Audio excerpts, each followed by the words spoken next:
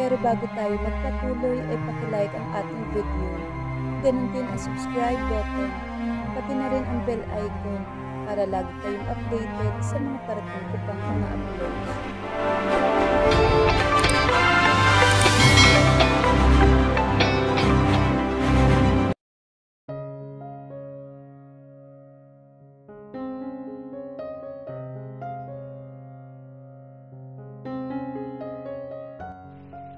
Jared's POV. Oh, Jared! Mabuti naman nakarating ka dito. Balita ko, masyado kang abala nitong mga nakaraang araw. Tanong ni Miguel. Nandito kami sa kondo niya. Tinawagan niya kasi ako. Pumunta na lang ako dito kaysa makita ang malungkot na mukha ni Venus. 2 beses ko na siyang pinagtangkaan. Dala ng aking galit at emosyon. Hindi ko akalain na sa maiksing panahon na pagkakakilala namin dalawa, ay magkakaroon na kaagad siya ng malaking epekto sa akin. At lalong tumatagal, nagiging possessive na rin ako pagdating sa kanya. Kaya hindi ako papayag na bumalik pa siya sa Khalil na yun. Kumusta naman maganda mong fiancé? At pwede ba kaming dumalaw sa inyo para makita namin si Grandma? Nakangising tanong ni Loie. Akala niya siguro nakalimutan ko na ang huling pag-uusap naming dalawa. Si Grandma ba talaga ang gusto mong makita? O baka naman gusto mong sulutin si Venus? Sabat naman ni Miguel. Nagsalin ako ng Black Label at iniwasang sumagot. Inubos ko muna ang laman ng baso ko bago magsalita. We're getting married in 1 week. Seryosong wika ko na ikinagulat nila. Are you serious, bro? Tanong ni Xander. Paano na si Salong? Sabat naman ni Prince na masamahan tingin sa akin. I don't care about her. And besides, aalis naman ulit siya eh. Iiwan na rin naman niya akong muli. Walang emosyong sagot ko sa kanya. Muli ako nagsali ng alak sa baso at inisang lagok ko lang iyon. Damit, Jared! Aalis siya dahil ayaw mo na sa kanya. Pero kung babalikan mo siya ulit at kalimutan ang galit na nasa puso mo, magiging masaya kayo ulit gaya ng dati. Galit na singhal ni Prince sa kanya. Masyado siyang apektado dahil pareho namin gusto si Salome noon. At kababata pa niya ito. Kaya gano'n na lamang ito ka-overprotective sa kanya. Nag-angat ako ng tingin at sinalubong ang mga mata ni Prince. Kalimutan? Naiintindihan mo ba ang sinasabi mo, ha, Prince? Saksi ka kung paano ako masiraan ng ulo nung iwan niya ako. Anong gusto mong gawin ko? Balikan siya na parang walang nangyari, ha? Tama na yan, saway ni Miguel. Kulang na lang magsuntukan kaming dalawa dahil sa pagbabangayan namin. Kung gusto mo, ikaw na lang magpakasal sa babaeng yun. Tingnan lang natin kung kakayanin mo kapag ikaw naman ang iniwan niya. Wala na rin akong pakailan pa sa kanya. Kahit lumuha pa siya ng dugo sa harapan ko, hindi ko siya mapapatawad. Idiot! Isang malakas na suntukan tumama sa aking pisngi. Pinahid ko ang dugo sa gilid ng aking labi. Sabay harang nila Miguel, Loie at Xander. Tama na yan! Hindi ko kayo pinapunta rito para mag-away. Para kayong mga bata. Singhal ni Miguel. Babae lang yun, mga bro! Sigaw din ni Xander. Tandaan mo to, Jared. You don't deserve to know the truth. And you don't deserve her also. I don't care about that shit damn truth, Prince. She leaves me with no regret. At sinabi niya yun sa pagmumukha ko. What do you want me to do? Crawl and beg for her? Ganun ba? Hell no. I'd rather to be with Venus kaysa walang kwentang babaeng yun. Hindi ko na napigilan ang sarili ko. Bawiin mong sinabi mo! Wala kang alam sa mga pinagdaanan niya! Galit na sigaw ni Prince. Tama na, Prince. Napalingon kami sa pinanggalingan ng boses. Salome, sambit ni Prince. Naitulos ako sa kinatatayuan ko. Nakita ko ang masaganang luha sa kanyang pisngi. Sigurado akong narinig niya ang lahat ng sinabi ko. Nabaling ang tingin niya sa akin at nagkatitigan kaming dalawa. You're right. Tama lang ang sinabi mo na wala akong kwentang babae. Don't worry. Ito na rin ang huli nating pagkikita. Paus ang boses niya bago niya kami tinalikuran. Siya! Tawag ni Prince at matalim niya akong tinignan. I hope you won't forget this. Madiin na wika niya bago tuluyang sinundan si Salome. Napasabunot ako sa aking sarili. Hindi ko akalain na kaya kong sabihin ang lahat ng yun. Ang babaeng minahal ko ng 5 taon. Napabuntong hininga na lamang ang tatlo dahil sa eksena namin. Hindi ko kayang habulin siya. Parang napako na ang aking mga paa. Bro, magiging maayos din ang lahat. Pero kung ako sa'yo, kung mahal mo pa rin talaga si Shalom, huwag ka magpakasal kay Venus. Parehas mo lang silang masasaktan. Pangaral ni Xander. Hindi ko din alam. I know mahal ko pa rin si Shalom dahil naaapektuhan pa rin ako't nasasaktan. Pero hindi ko bibitawan si Venus hanggat mabigat pa rin ang loob ko kay Shalom. At hanggat hindi ko pa rin alam ang gagawin ko, hindi ko siya bibitawan. Pag-isipan mo, Jared. Kahit ano pa maging desisyon mo, nasa sayo naman yan. Seryosong wika ni Louie. Natagpuan ko na lang ang sarili kong umiinom sa club pagkatapos ng nangyari kanina. Hindi na ako nagpasama sa kanila dahil sigurado ako mambababae lang naman sila dito at gusto ko ding mapag-isa. Magulo ang utak ko. Gustuhin ko man napuntahan si Shalom, kaso naduduwag ako. Pakiramdam ko kinakain na ako ng pride at ego ko. Marami-rami na rin ang nainom ko nang magpasya akong umuwi. Maghahaping gabi na siguro na makarating ako sa bahay. Kaagad akong pumasok sa kwarto namin. Nakita ko si Venus na mahimbing na natutulog habang nakatalikod sa gawi ko. Nakababa rin ang kumot sa hita niya kaya labas kaagad ang makinis niyang legs. Napalunok ako. Ilang beses ako nagtiis para lang hindi ko siya tuluyang maangkit dahil hindi pa ako sigurado sa nararamdaman ko. Pero hindi pwedeng palagi niya lang akong pipigilan. I'll make sure na pagkatapos ng kasal namin, hindi na ako papayag na pigilan pa niya ako. Kusa siyang sumama dito kaya dapat handa siyang gawin yon para sa akin. Dahan-dahan kong nilakang pinto at naghubad na rin ako ng damit. Dumiretso ako sa banyo dahil alam kong naliligo na ako sa amoy ng alak at mga usok mula sa bar. Ayoko naman na magising siya dahil sa masangsang kong amoy. Wala pang kalahating oras tapos na rin ako. Paglabas ko, naka-boxer shorts na lamang ako. Napabaling ulit ang tingin ko kay Venus. Pumaling kasi siya sa kabilang bed, kaya natanggal ng tuluyan ang kumot na nakatakip sa kanyang katawan. Ang damit. Hanggang kailan ko ba kayang magpigil? Lalaki din ako at may pangangailangan. Kung talagang yun lang ang habol ko, marami namang ibang babae. Bakit nagagawa kong pagnasahan siya ng ganito? Lumapit ako sa kama at nahiga sa tabi niya. Inabot ko rin ang kumot para itakip sa kalahati niyang katawan. Hindi man siya kasing perpekto ni Shalom, kakaiba pa rin ang ganda ni Venus. Napakaganda niya. She's like a goddess to me. Bagay sa kanya ang kanyang pangalan. Napatitig ako sa kanyang muka, mula sa mapipilantik niyang mga pilik, matangos na ilong, at natural na mapupulang at maninipis na labi. Kakaiba din ang kanyang amoy. Gusto ko palagi yung naaamoy araw-araw. Dahan-dahang nagmulat ang kanyang mga mata. Galit ka pa ba sa akin? No, huwag na natin pag-usapan yun. Mahinang sagot ko. Ipangako mo na lang sa akin na hindi mo ko iiwan, Venus. Tangulang ang sinagot niya. Ikinulong ko siya sa bisig ko hanggang tuluyan na rin akong iginupo ng antok.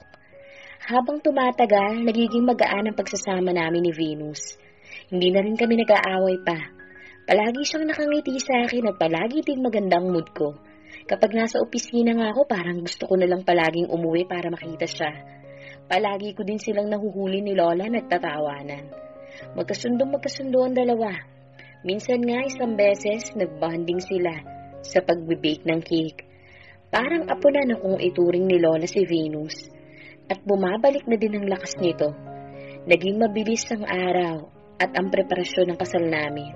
Masyado kaming naging abala ni Venus. Halos araw-araw magkasama kaming dalawa. Hindi ko alam kung bakit naging magaan na rin ang pakikitungo namin sa isa't isa. O talagang tanggap na niya na hindi siya pwedeng umatras pa. Bukas na ang kasal naming dalawa at garden wedding ang napili naming setting. Malapit na mga kaibigan at kamag-anak lang ang inimbitahan namin. Dahil yun din ang hiniling ko kay Lola. Natuwa si Venus dahil inimbita ni Grandma ang lahat ng bata sa ampunan. Pati na rin daw mga nag-alaga sa kanya. Ipapasundo na lamang namin sila bukas sa bus. Tinawagan ko rin sina Louie, Miguel, si Xander at si Prince. Ngunit tangi si Prince lang ang hindi makakapunta. Siguro masama pa rin talaga ang loob niya sa akin.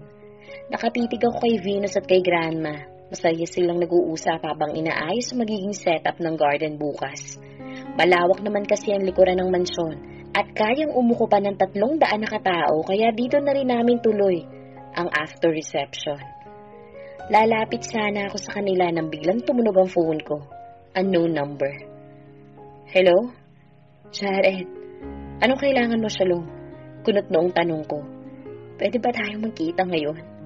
Hihintayin kita sa resort kung saan kita sinagot noon. Gusto ko sana magkaroon tayo ng closure bago ka ikasal bukas. Pakiusap niya. Naramdaman ko ang lungkot sa boses niya. Closure? Bakit pa? Di ba aalis ka rin naman makalipas ang 2 linggo? Please, Jared. I'll wait. Sambit niya.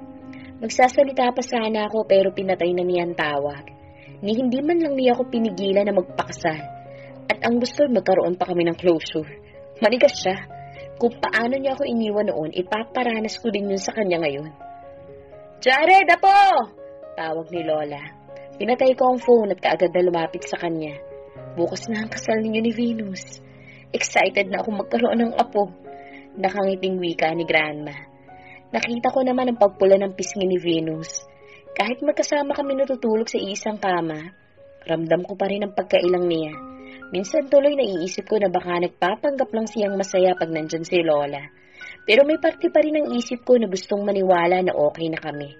Dahil sa kanya, hindi ko naiisip ang sakit na naramdaman ko kay Shalom. Malaki ang naitulong ng presensya niya, kaya kahit paano, nabawasan ang sakit na nararamdaman ko. Don't you worry, Lola. Sa unang gabi pa lamang ng honeymoon namin, gagawa na kaagad ako ng tagapagmana. Nakangiting sagot ko na lalong ikinapula ng pisngi niya at ikinatuwa naman ni Lola. Did you hear that, Venus? Baling ni Grandma sa kanya. Lola, masyado pa po akong bata. Saka may 1 taon pa po akong bubunuin para makapagtapos ng college. Nahihiyang sagot niya. Ano ka ba naman, apo? Pwede ka namang bumalik sa pag-aaral kahit dala mo magiging anak nyo.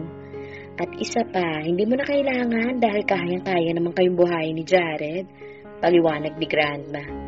Saka ko pa lamang naisip na talagang totoong magiging asawa ko na siya.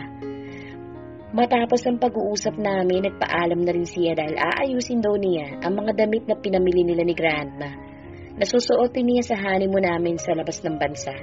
Regalo din yun ni Grandma, kaya hindi na ako tumanggi pa. Maya-maya pa umakyat na rin ako sa kwarto. Naabutan ko siyang inaayos ang isang pamilyar na box. Napaangat ang tingin niya sa akin. Bakit hawak mo yan? Kunot noong tanong ko. Pasensya ka na ha. Nahulog kasi sa cabinet kaya inayos ko muna. Kaagad kong kinuha ang box na naglalaman ng alaala namin ni Shalom na matagal ko na palang naitatago. Ilalagay ko na to sa bodega para maisama na sa pagpapatapon. Sambit ko. Tatalikod na sana ako nang tawagin niya ako. Jared, mahal mo pa ba siya? Tanong niya na ikinalingon ko sa kanya. Kailangan ko pa bang sagutin ang tanong mo? Hindi pa ba sapat na magpapakasal na tayo bukas? Sagot ko. Pero nagdadalawang isip pa rin ako kung anong nararamdaman ko sa kanya. Naisip ko lang na napakadami niyo sigurong pinagdaanan.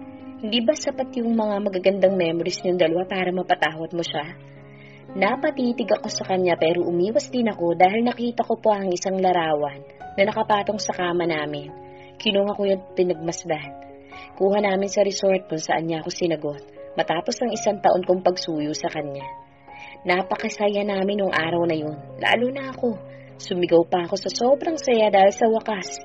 Sinagot na ako ng babaeng pinag-ukulan ko ng pagmamahal na panghabang buhay. Kaagad pumasok sa isip ko ang pagtawag niya kanina. Sabi niya maghihintay siya sa akin. Binalingan ko si Venus na naghihintay ng sagot ko. Paano ko mapapatawad ang isang taong hindi man lang nagsisisi nang iniwan niya ako?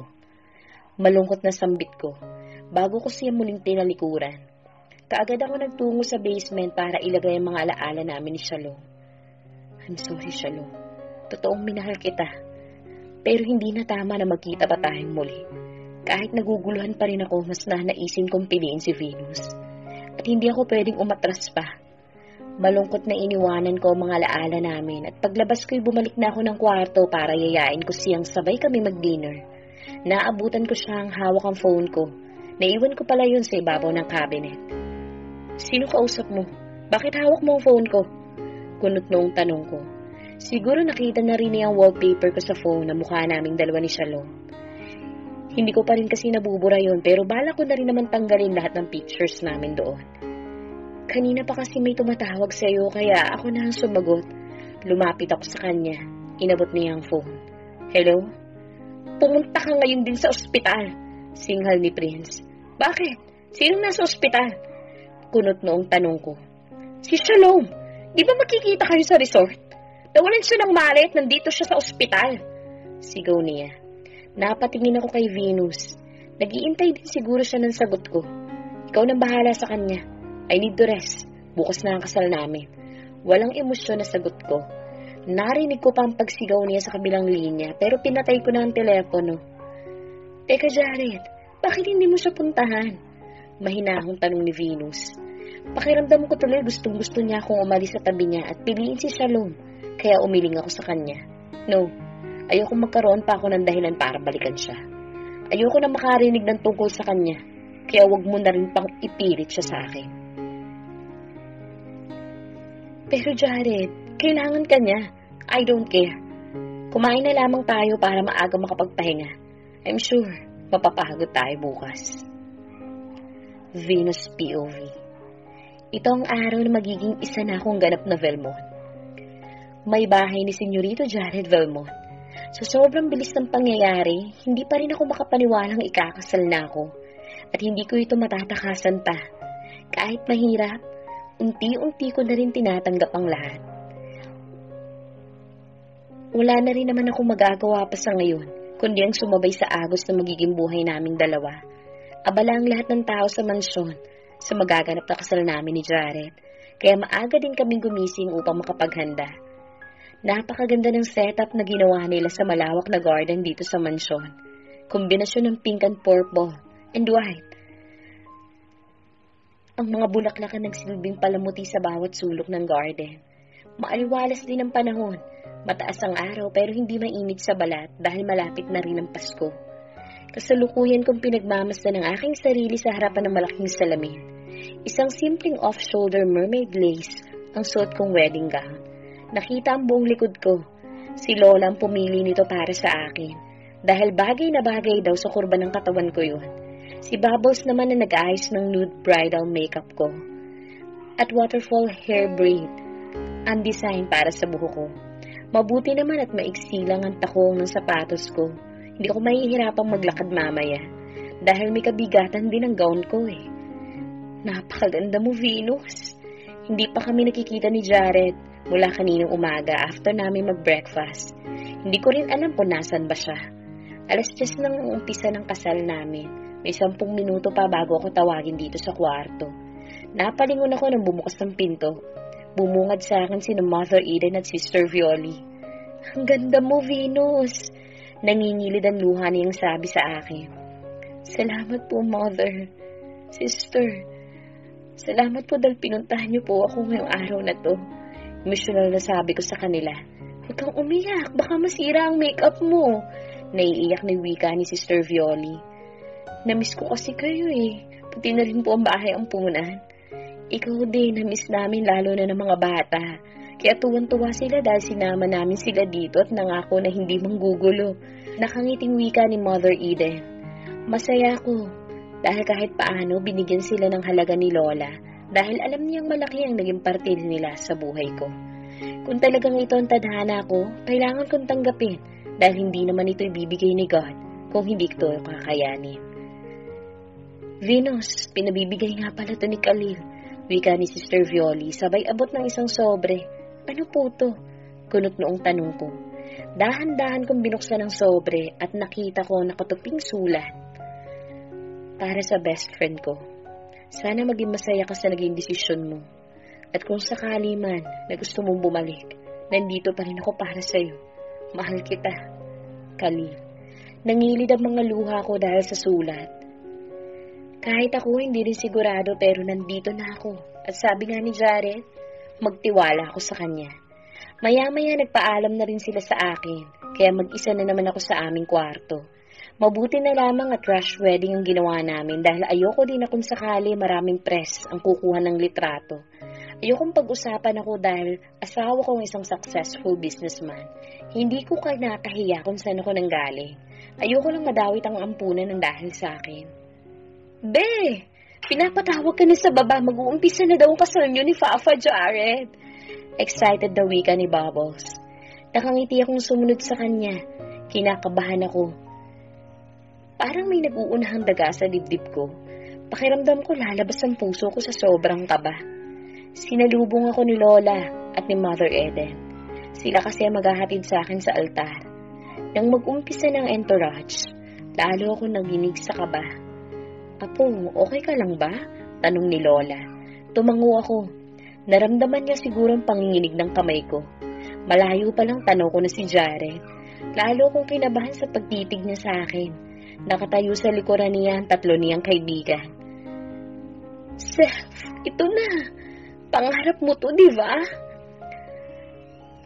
Nang makalapit na ako kay Jared, ay kaagad siyang humalik sa pisngi ni Lola. Nakipagbeso-beso din siya kay Mother Eden. Na tumayo kong magulang simula nang mapadpad ako sa bahay ampunan. Nakangiting kinuha ni Jared ang kamay ko. Hindi ko alam kung tunay ba nakikita ko sa kanyang mga mata. At kung totoo man yun, saan na nga? Dahil ayoko mang aminin, masaya rin ako. Wala pang kalahating oras, tapos na rin ang misa. Hindi ko na rin namalayan dahil umaapaw ang nararamdaman ko dahil sa halo-halong emosyon. Nagpalitan kami ng pangako at singsing na tanda ng pag-iisang dibdib naming dalawa. From the power vested in me, I now pronounce you husband and wife. You may now kiss your bride. Ito na yun, V! Umugong ang palakpakan sa hardin, kasabay ng pagharap namin ni Jared sa isa't isa. Isang ngiti ang ginawad ni Jared bago niya inilapit ang mukha niya sa akin. Napapikit ako nang maramdaman ng mainit at malambot niyang labi. Nagpalakpakan ang lahat nang naging saksi sa pag-iisang dibdib naming dalawa. Lumapit din sila sa amin upang batiin kami. Hindi nakaligtas sa mga mata ko ang pasimpleng pagngiti sa akin ng mga kaibigan niya. Pagkatapos naming magsubuan ng cake at uminom ng wine, pinakawala namin ang aming maraming paru-paro. Hindi ko alam kung para saan yun, pero napakaganda nilang pagmasdan. Napakasarap din ng pagkain na hinain sa amin at sa mga bisita. Hindi ko alam kung simple pa rin bang matuturing ang kasal namin dahil sa tingin ko, milyon na nagastos namin sa kasal dahil na rin sa dami ng handa at mga arrangement ng venue. Are you happy? Nakangiting tanong ni Jared. Nasa gitna kami ng dance floor at sweet na nagsasayaw. Umiti ako sa kanya bilang pagtugon. Ikaw, masaya ka ba? Tanong ko. You're so beautiful, baby. Sambit niya habang nakatitig sa akin. Thank you, Jared. Nakangiti kong sagot sa kanya. Nasa ganun kaming posisyon nang lumapit sa kanya si Xander. Bro, I know this is not the right time, pero kailangan mong malaman na nangyari kay Shalom. Wika niya na nagpabura ng ngiti sa aming dalawa. Pati ba naman ikaw? Kunot noong tanong ni Jared sa kanya. Lumapit na rin sa kanila sina Loie at Miguel. Shalom is dying. She had brain cancer. Sambit ni Loie, habang mayat-maya ang tingin sa kanilang cellphone. Ano? Naramdaman ko ang unti-unting pagbitaw ni Jared sa kamay ko. Matapos niyang marinig yun kay Loie, nawala ng kulay ang kanyang muka. Sobrang bilis ng pangyayari. Namalayan ko na lang ang pagtakbo ni Jared palayo at ang pag-iwan niya sa akin. Jared! Ran away lang ang peg? Pero this time, groom naman na nag-run away. Tumakas. Nanlambot ang tuhod ko dahil sa ginawa niya. Basta na lamang niya ako iniwan, ni hindi man lang niya muna pinatapos ang kasal namin. Naiwan ako sa gitna kasama ang kanyang mga kaibigan. Nasa akin din ang mata ng mga bisita dahil nakita nila ang ginawa niyang pag-alis. Nanlambot ang aking tuhod at pinasukan ako ng hiya. Mabuti na lamang sinaloko ni Miguel at ni Loie. Naguguluhan ako. Bakit ganito? Akala ko. Bakit, Jared?